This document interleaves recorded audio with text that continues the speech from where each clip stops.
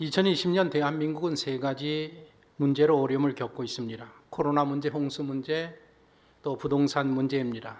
코로나나 홍수 문제는 자연재해로 인한 문제라고 볼 수 있는데 부동산의 문제는 인위적인 문제라고 할 수가 있습니다. 오늘 본문은 로마에서 사도 바울이 새 집을 얻어 2년 생활한 내용의 말씀입니다. 본문과 관련해서 현재 국민들이 겪고 있는 부동산 문제에 대해서 먼저 좀 이야기를 하려고 합니다. 요즘 일요일 밤에 방영하는 구해줘 홈즈라는 예능 프로그램이 있습니다. 시청자들의 반응이 좋다고 합니다. 매우 유익한 프로그램이라고 생각을 하고 있다고 합니다. 주말밖에 시간이 없는 바쁜 현대인들을 위해서 연예인들이 발품을 팔아서 집을 찾아주는 프로그램이기 때문에, 그리고 서민들의 삶을 공감하는 프로그램이기 때문에 반응들이 좋다는 이야기들을 듣고 있습니다. 한국에서 신혼 가정이 자기 집을 마련하는 방법이 무엇입니까? 결혼해서 작은 전셋집을 얻어 살다가 두뇌가 열심히 살면서 아파트 청약을 붙고 또 청약에 당첨이 되면 작은 아파트로 이사를 하게 됩니다. 작은 아파트에 살면서 두뇌가 열심히 일하여서 아파트 평수를 늘리고 또 이사하게 됩니다. 그렇게 아파트에서 두 자녀들을 키우고 출가를 시킨 후에는 아파트 값이 오르고, 아파트 값이 이제 오르면 출가를 다 시킨 후에 그 아파트를 팔아서 거주지를 교외로 옮기고, 그리고 남은 돈을 저금하여서 예금 이자로 생활하는 삶을 살았습니다. 그러다가 금리가 떨어지면서 이자로는 안 되기 때문에 임대 소득으로 살아가기 시작했다라는 것입니다. 이게 전반적인 국민들의 삶의 방식이었습니다. 그런데 정부 여당 인사들이 전세 월세 전환은 정상이다라는 이런 정신나간 말을 하고 있습니다. 국민의 삶의 방식을 전혀 읽지 못하는 사람들이 오늘날 우리나라의 정책을 이끌어가고 있습니다. 그래서 미래통합당 윤희숙 의원이 저는 임차인입니다라는 국회 연설을 시작했을 때에 국민에게 열렬히 환호를 받았습니다. 국민의 현실을 공감하고 잘 알고 있었기 때문입니다. 이제는 서울시장 보궐선거 후보까지 거론되고 있는 그런 입장입니다. 서민들에게 압도적인 유리한 제도가 전세 제도입니다. 전세는 해외에는 없는 한국에만 있는 고유한 제도입니다. 그래서 일부 영어 사전에는 이렇게 영어 전세로 등재되어 있습니다. 그런데 우리만의 이 고유한 전세 제도가 없어지기 시작합니다. 빨간불이 들어왔습니다. 정부 정책이 전세를 끼고 집을 사는 것을 막아서 전세 물량이 줄어들었습니다. 징벌에 가까운 세금이 전세를 월세로 바꿔 가고 있습니다. 세입자를 위한다는 이 임대차 3법이 전세 시를 말리고 있습니다. 우리나라 평균 전세값은 이렇습니다. 송파구, 중구, 용산구, 광진구, 성동구, 마포구, 양천구 거의 평균 5억이 넘고, 가장 싼 도봉구가 3억 1천만 원대에 이릅니다. 7월 기준 서울 아파트의 평균 전세값이 4억 9,922만 원이라고 합니다. 그리고 평균 전세값이 지난 2년 동안 4,900만 원이 올랐습니다. 가장 많이 오른 지역이 서초구고 가장 적게 오른 지역이 도봉구, 은평구, 구로구라고 합니다. 이제는 부동산 가격이 너무 올라서 서민들은 전세 살기도 어려운 시대를 겪고 있습니다. 국회의원들은 저들은 두 채, 세 채 집을 가지고 있으면서 집 없는 가난한 서민들에게는 전세 월세 전환은 너무나도 정상이라는 이런 말을 하고 있습니다. 내 집 마련하기가 어려운 시대를 우리가 살아가고 있습니다. 전세값 상승 요인을 따져보면 세 가지입니다. 임대차 보호법, 저금리, 재건축 거주 요건이 강화되면서 전세값이 상승하고 있습니다. 우리나라의 전세 대란은 2011년 유럽발 경제 위기로 시작이 되었습니다. 이어서 2014년에 또다시 76주 연속 전세값이 올랐습니다. 이때 전국의 월세 비율이 전세 비율을 앞지르기 시작을 했습니다. 그리고 2020년 올해 또다시 전세 대란이 일어나고 있는 중입니다. 2011년이나 2014년에는 시장 원리에 따라서 발생한 대란이지만 지금은 정부 정책에 따른 인위적으로 발생한 대란입니다. 서울은 세계에서 가장 빠르게 발전한 도시라고 합니다. 그래서 한강의 기적이라는 말이 나왔습니다. 서울이 세계에서 가장 빠르게 발전한 도시지만 그렇다고 그렇게 살기 좋은 도시는 아닙니다. 세계적인 컨설팅 그룹 모선은 매년 전 세계를 대상으로 살기 좋은 도시를 조사하고 있습니다. 2018년 조사 결과를 보면 전 세계 231개의 도시 가운데 가장 살기 좋은 도시는 오스트리아의 빈으로 꼽혔고 서울이 79위, 부산이 92위에 올랐습니다. 오늘 본문은 바울이 로마라는 대도시에 셋집을 얻어서 2년 생활했다라는 그런 내용의 말씀입니다. 로마의 건국 신화를 살펴보면 이렇습니다. 테베레 강가에 이 쌍둥이 형제 로물루스와 레무스가 버려지고 이 쌍둥이 형제가 마을에 정착하게 됩니다. 로물루스가 나중에 레무스를 제거하고 팔라티노 언덕에 로마를 세운다라는 것입니다. 그것이 기원전 753년에 있었던 일입니다. 로마의 이름은 로물루스에서 유래한 이름입니다. 실제로는 기원전 10세기에서 9세기에 팔라티노 언덕의 라틴인들이 촌락을 형성하면서 로마가 시작이 되었다라는 것입니다. 로마는 공화정 시대를 맞이하여서 인프라를 정비하고 적극적으로 도시를 개발하기 시작합니다. 테베레 강가에 항만 시설을 만들고 밀 저장고를 짓기 시작했습니다. 이 건물들은 천연 시멘트로 이용한 세계에서 가장 오래된 콘크리트 건축물들이라고 이야기를 합니다. 중앙광장에 원로인들이 모이는 의사당을 세웠고 농업의 신을 섬기는 그런 신전을 세웠고 그 주변에는 상점들이 들어섰습니다. 기원전 88년에 이탈리아 반도 전역의 자유인들에게 시민권을 부여하고 이때부터 평민의 발언권이 커지기 시작했다는 것입니다. 로마인의 토목 건축 기술은 굉장히 우수한 것으로 알려졌습니다. 건축과 관계시설, 수도시설 이런 것들이 갖춰지면서 로마의 인구가 증가하기 시작했습니다. 원형 경기장인 콜로세움이 지어졌을 무렵에 로마의 인구는 폭발적으로 증가했다라고 합니다. 기원전 300년에는 3만 명 정도의 인구였었는데 기원 후 14년경에는 80만 명으로 늘었고 164년경에는 100만 명으로 증가했다고 합니다. 귀족과 같은 부유층은 도심의 넓은 부지의 단독주택에 살았습니다. 반면에 대다수 평민들은 이 인슐라라는 7층 정도의 고층 공동주택에 살았습니다. 로마 시대는 인구 과다로 이 시내마다 건물이 빽빽이 밀집한 상태였었다라고 이야기를 합니다. 아마도 인류 역사의 아파트의 시작은 로마가 아니었나 생각이 듭니다. 1993년도 프랑스의 지리학자 발레리 졸레조라는 이분께서 한국을 방문했다가 우리나라 대규모 아파트 단지를 보고 너무나도 놀랐습니다. 그래서 쓴 책이 아파트 공화국이라는 책입니다. 졸레조는 프랑스에서는 빈민주택의 상징인 아파트가 어떻게 이 한국에서는 도시 중산층들에게 이렇게 큰 인기를 끄는가 매우 궁금했습니다. 그래서 한국의 역사, 사회 경제적인 배경, 사람들의 인식까지 조사해서 쓴 책이 아파트 공화국이라는 책입니다. 1964년에 건설한 이 마포 아파트가 우리나라 최초의 단지형 아파트입니다. 그 30년, 40년 사이에 아파트는 우리나라의 가장 보편적인 주거 형태가 됩니다. 2016년에 되어서는 아파트가 우리나라의 60%를 차지하게 됩니다. 전체 국민의 절반 이상이 아파트에 살게 된 것입니다. 1960년도에서 70년대에 이르는 우리나라가 성장을 통한 근대화 정책을 정부에서 추진을 했습니다.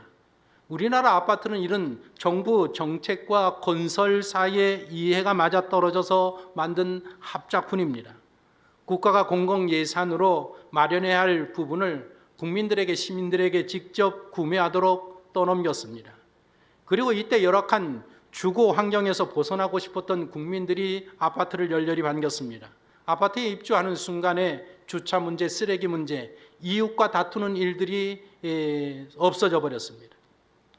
제가 어렸을 때에는 쓰레기차가 동네에 아마 일주일에 한두 번씩 왔었던 것으로 기억을 합니다. 쓰레기차가 오는 날이라 하면 준비하고 있다가 집집마다 사과 개짝으로 만든 그 쓰레기통을 들고 그 길거리에 나와서 쓰레기를 버리기 위해서 나와야 했습니다. 길거리에 가깝게 사는 사람들은 문제가 없지만 이 거리가 먼 사람들, 언덕에 살던 사람들은 그 무거운 쓰레기를 들고 그 밑에까지 내려온 일들이 보통 큰 일이 아니었었습니다. 지금 생각해도 그때 어릴 때 쓰레기를 버리는 일이 얼마나 귀찮고 싫었는지 알 수 없습니다. 아파트가 생기면서 이런 모든 문제가 단번에 해결되었다라는 것입니다. 1980년도 말에 경기도의 신도시가 개발이 됩니다. 분당 일산 3번 평촌에 이어서 최고층 아파트 단지가 들어서기 시작합니다. 이때부터 대규모 아파트 단지에 입주했다라는 것은 우리나라에서 중산층에 진입했다라는 의미가 되었습니다. 그리고 이때부터 아파트는 확실한 자산 증식의 수단이 되었습니다. 우리나라에 아파트가 없었다고 하면 단기간에 경제 성장을 이룰 수가 없었을 것입니다. 그런데 이제는 그런 아파트가 우리 삶의 문제가 되고 있습니다. 살기 좋은 도시 1위로 뽑힌 오스트리아 빈에도 아파트들이 있습니다. 그러나 우리와는 구조가 다른 아파트입니다. 아파트마다 발코니가 저렇게 있습니다. 이 발코니에서 이웃집과 거리를 지나는 사람들과 소통하는 그런 구조의 아파트입니다. 이웃과 함께하는 아파트로 건설했다는 것입니다. 그러나 한국의 구조는 폐쇄적인 구조형입니다. 예를 들면 이렇습니다. 철수라는 아이가 아파트에 살고 있습니다. 201동 304호에 산다라고 생각을 해보십시오. 학교를 마치고 집으로 돌아가려고 하면 학교 정문을 나와서 다니는 길로 쭉 가서 아파트 단지 출입구를 통과합니다. 그리고 201동을 찾아갑니다.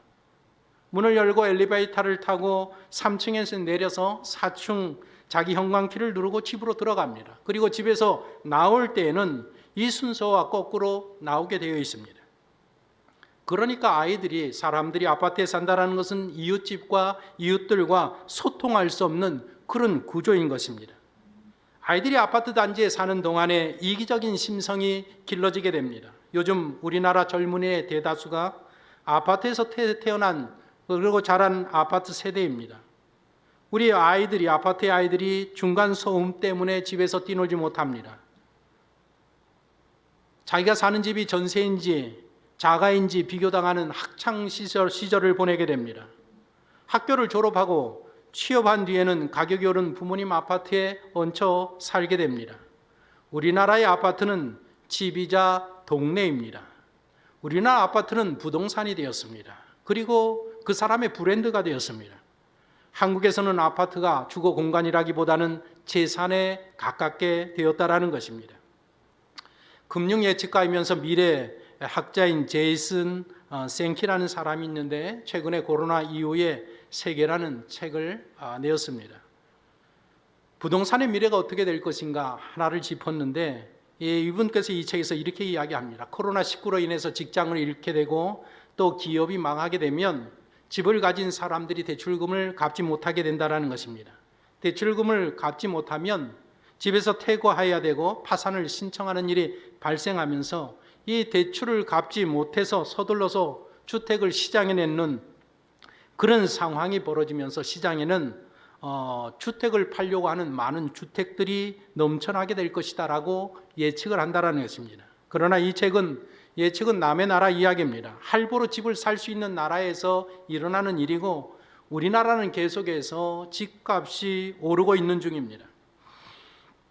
하버드 대학의 경제학과 교수인 레드워드 글레이리라는 이 교수가 도시의 승리라는 책을 썼는데 여기에서 스타 도시를 언급하고 있습니다. 사람들이 1990년대까지는 교회 중심으로 생활을 했다라는 것입니다.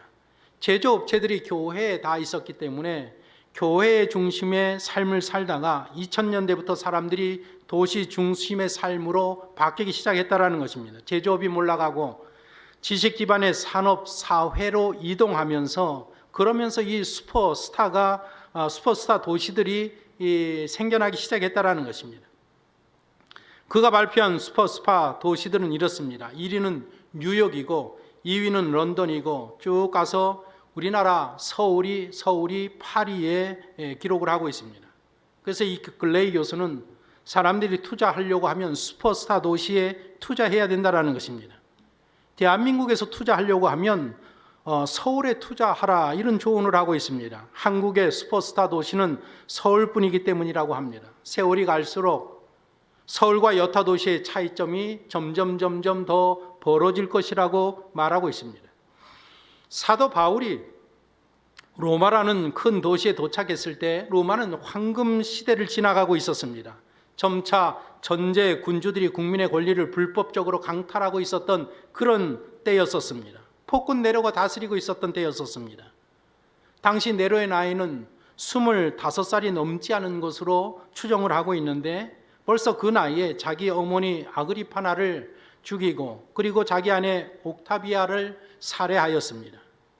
이 무능한 네로가 황제의 자리에 앉아서 온갖 잔인한 행동을 하고 음란한 짓을 일삼고 있었던 그런 때였었습니다. 당시 로마는 이교의 중심지였었습니다. 그 당시 로마의 인구는 약 200만이라고 하는데 200만 중에서 절반 100만은 노예였었다라고 합니다. 그래서 황제와 원로원들과 기사 계급에 속한 극소수의 사람들이 로마의 모든 부를 차지하였고 그러면서 여전히 세계적으로 큰 힘을 발휘하고 있었을 때였었습니다. 이런 시대 이런 상황 속에서 바울이 꿈에 그리던 로마에 도착합니다. 바울의 일생은 이 로마를 향해 달려왔습니다. 바울의 로마의 도착은 교회사의 역사적인 사건이었었습니다. 당시 바울의 나이를 한 60세 정도로 생각을 합니다. 바울이 로마에 도착하기까지의 여정을 살펴보면 이렇습니다.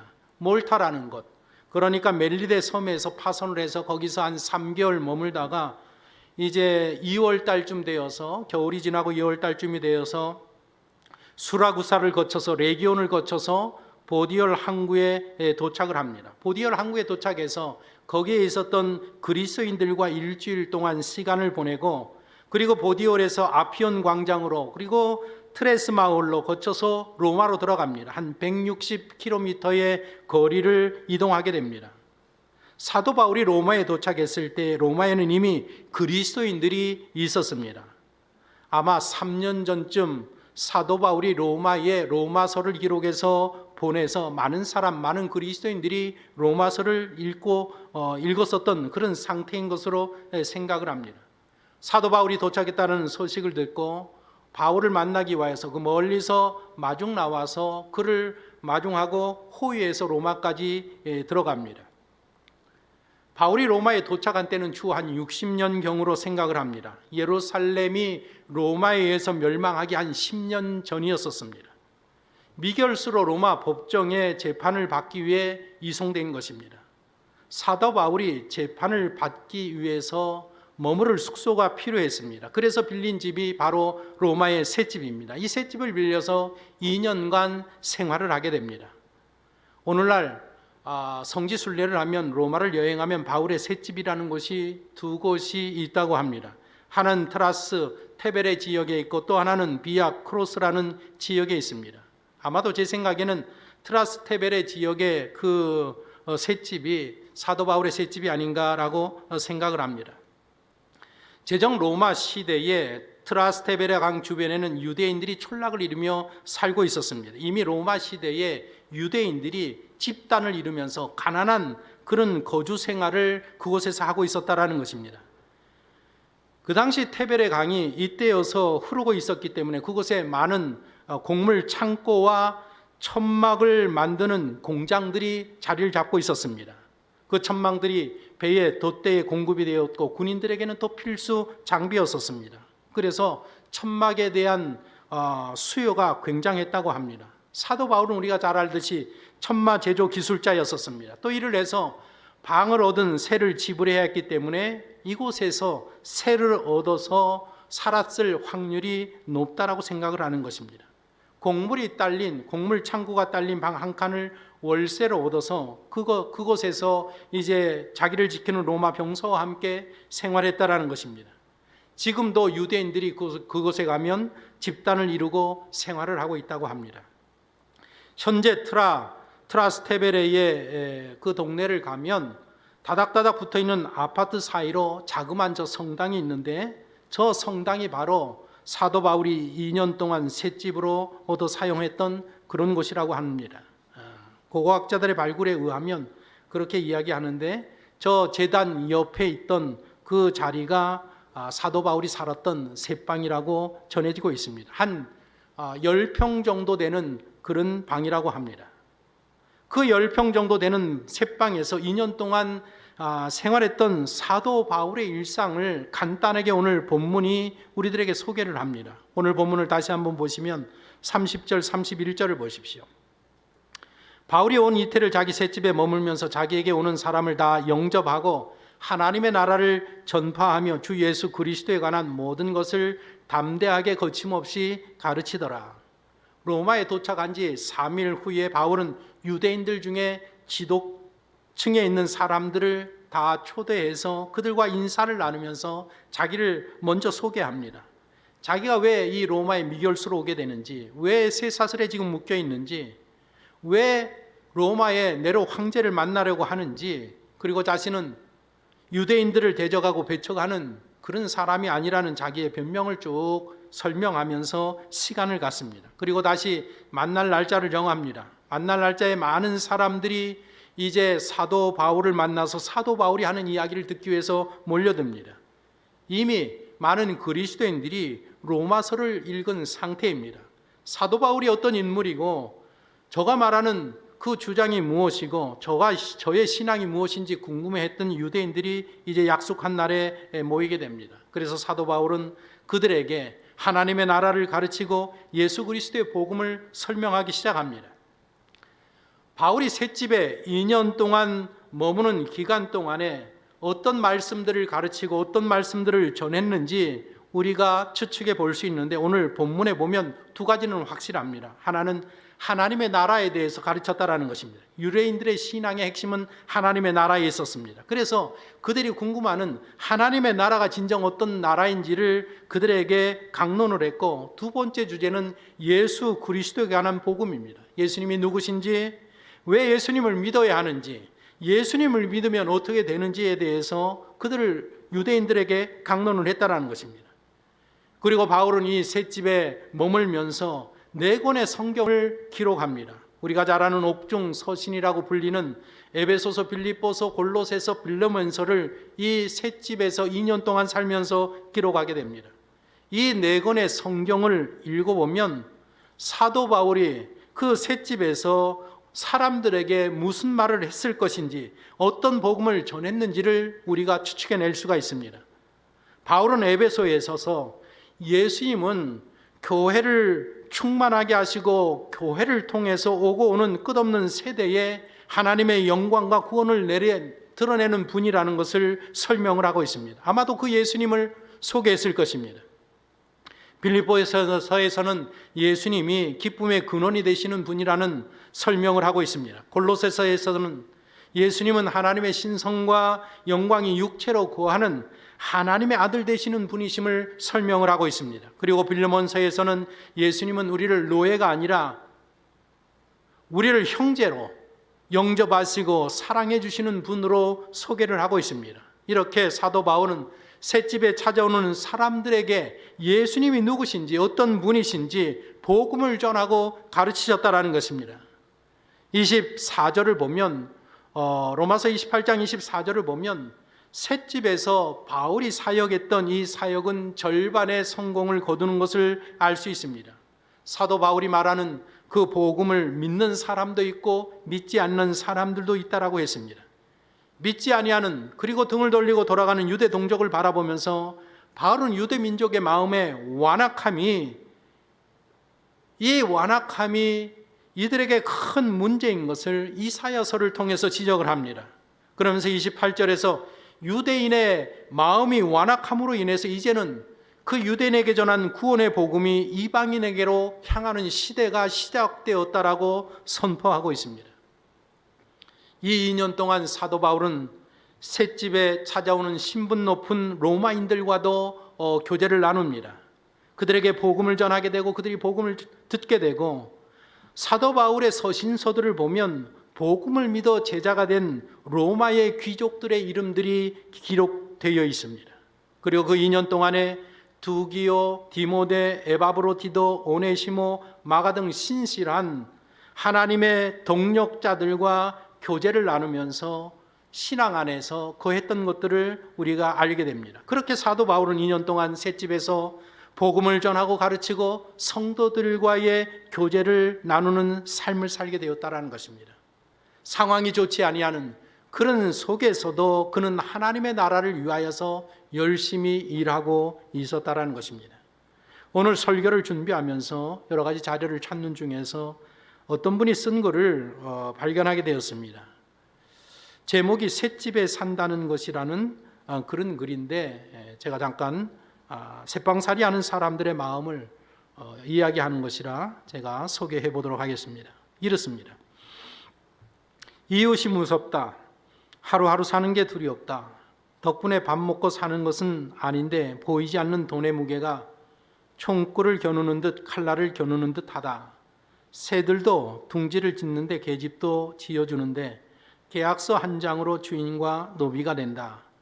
잠자리가 가시방석이다. 새 빌려 사는 방이 감옥이다. 언제 쫓겨나갈지 모르는 내부반보다 무서운 상전이다. 이웃이 두렵다. 집주인이 두렵다. 셋집에 사는 사람들의 고충을 느낄 수 있는 그런 글이 아닌가 생각이 듭니다. 그런데 2000년 전 죄수의 몸으로 로마에 입성한 사도 바울도 2년 동안 새빵살이를 했다라는 것입니다. 자유인의 몸도 아니고 자기 집도 아니고 그리고 폭군 네로의 판결이 어떻게 내려질지 모르는 상황 속에서 힘든 삶을 살아가고 있었습니다. 그러나 그런 힘든 상황 속에서도 사도 바울은 그 2년간의 새빵살이를 통해서 로마를 복음화시키고 세계를 복음화시키는 전초기지로 삼아 삶을 살았다라는 것입니다. 자신을 찾아오는 모든 사람들 다 환영했습니다. 그들과 따뜻한 신앙의 교제를 나누었습니다. 그리고 찾아온 모든 사람들에게 하나님의 나라와 예수 그리스도의 구원의 복음을 전했습니다. 더욱이 그곳에서 옥중서신 4개의 중요한 성경을 기록하면서 기독교의 초석을 다져 나갔다라는 것입니다.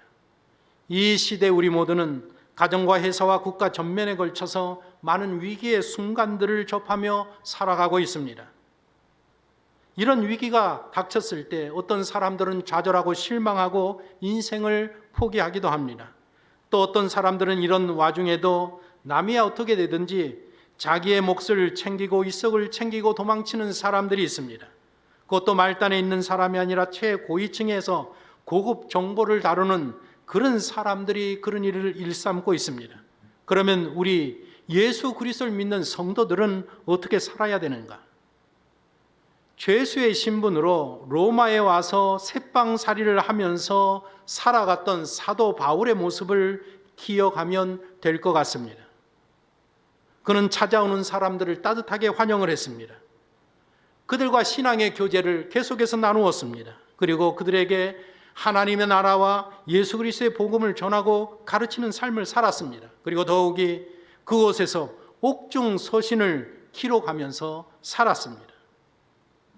오늘 우리도 찾아오는 사람들을 환영하고 그들을 따뜻하게 교제를 나누고 그들에게 하나님의 나라와 예수 그리스도의 복음을 전하면서 사도 바울이 옥중 서신을 기록했듯이 성경의 말씀을 관심을 기울이고 읽고 쓰는 그런 시간들을 가져야 되지 않겠는가?